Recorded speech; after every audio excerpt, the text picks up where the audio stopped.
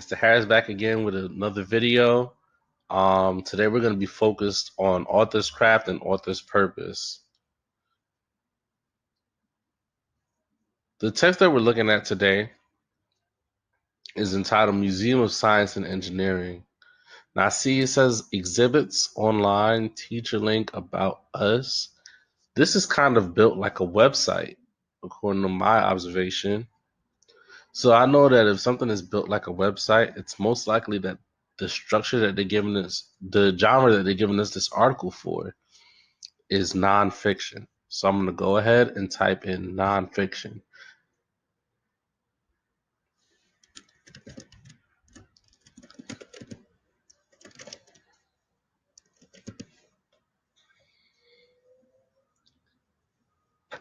So because our genre is nonfiction, I know that my thinking jobs for this article are going to be topic and teach me.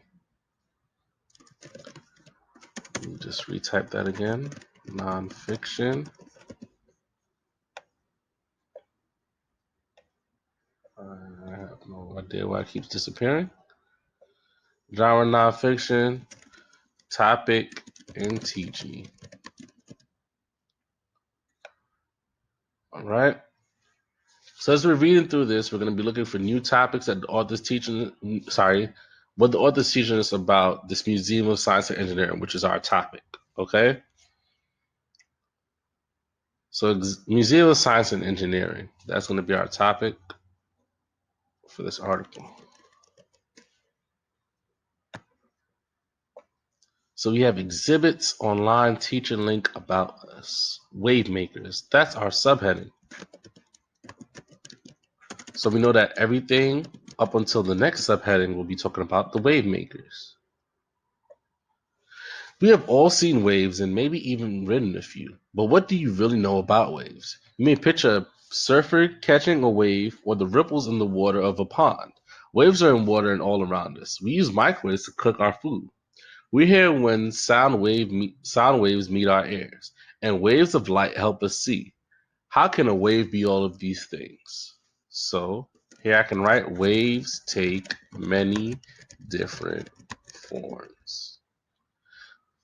Waves are a disturbance of matter. When energy moves through matter or space in a pattern, it makes a wave. Waves are different from other kinds of motion. For example, in the case of a bat hitting a baseball, energy is moving matter. The baseball goes flying. In the case of waves, energy is moving through matter. Water goes up and down, but particles return to their original position.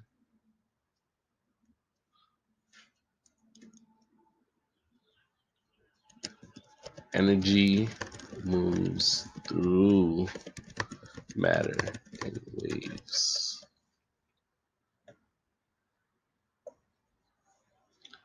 Want to learn more? Get your hand on some waves with our interactive Wave Maker exhibit.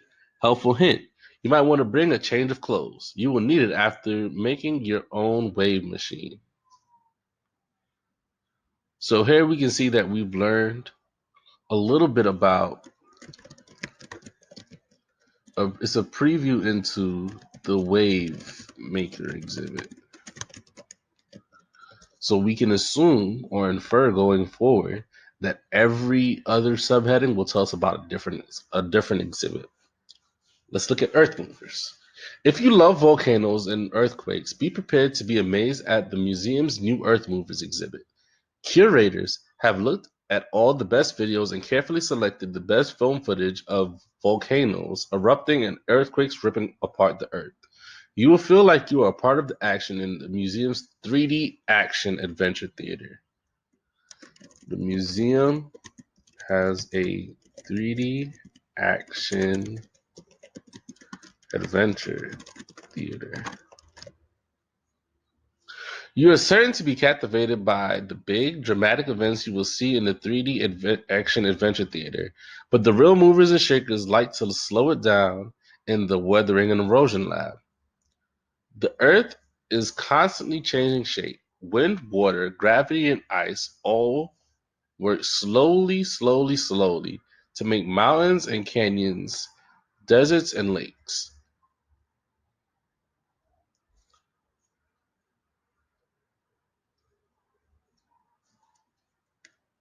So the weathering and erosion lab is another exhibit. Come be a part of this earth process action.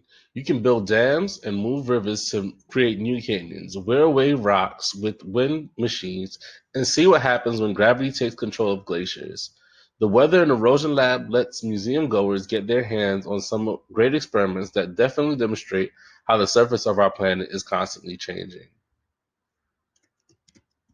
Earth movers helps us understand how the Earth is constantly changing.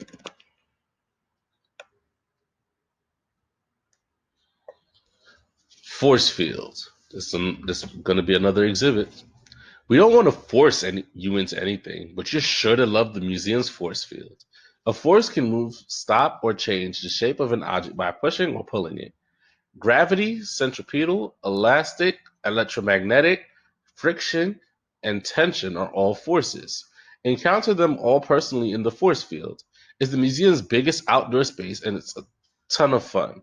You've heard of hands-on science. This is a full-body science experience. Here you can feel elastic force by jumping on a trampoline.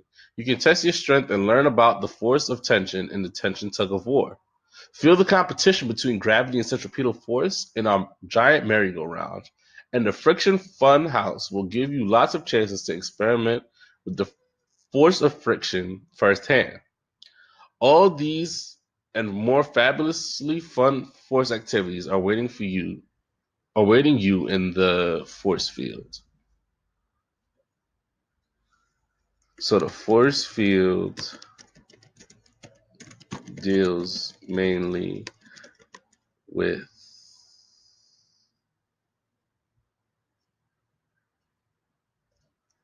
the push and pull of objects.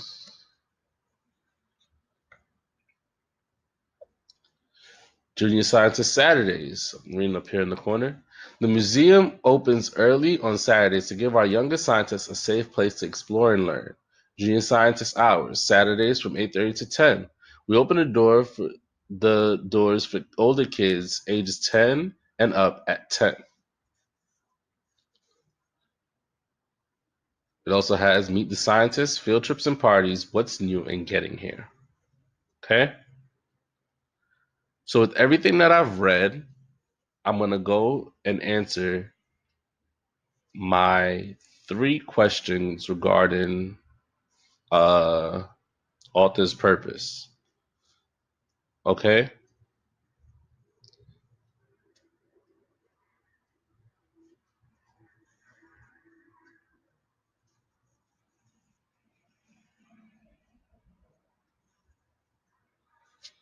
So, the information about Junior Scientist Saturdays, number 6. The information about Junior Scientist Saturdays is included most likely to F, inform everyone that the museum opens at 8:30. G, inform parents of younger children about special hours. H, inform everyone that the museum opens at 10. J, inform everyone that the museum is a safe place.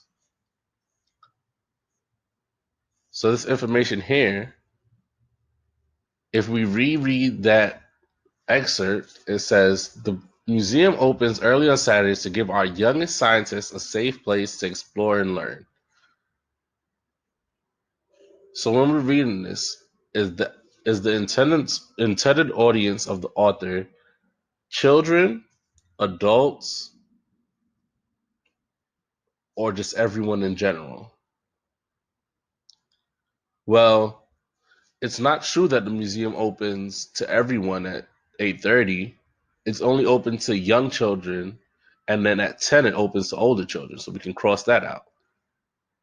Inform parents of younger children about special hours? Maybe. Let's leave that blank for now. H, inform everyone that the museum opens at 10. Well, they talk about it opening at 8:30, so that doesn't quite fit our answer here. Inform everyone that the museum is a safe place. Well, it's a museum. I'd hope it'd be a safe place without them talking about the Junior Science and Saturdays. That's not the goal of this Junior Science and Saturdays block. So we can cross that out. And we know that our correct answer is G.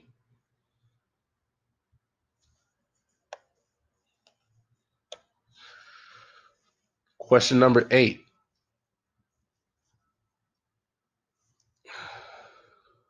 The purpose of this selection is mainly to F, persuade readers to visit the exhibits at the museum. G, entertain readers with fun activities. H, inform readers about waves. J, express feelings about science. Well, we know that our author's purpose is pi, right? P to persuade, I to inform, E to entertain. So, right off the bat, we can eliminate answer choice J because express is not one of our author's purpose.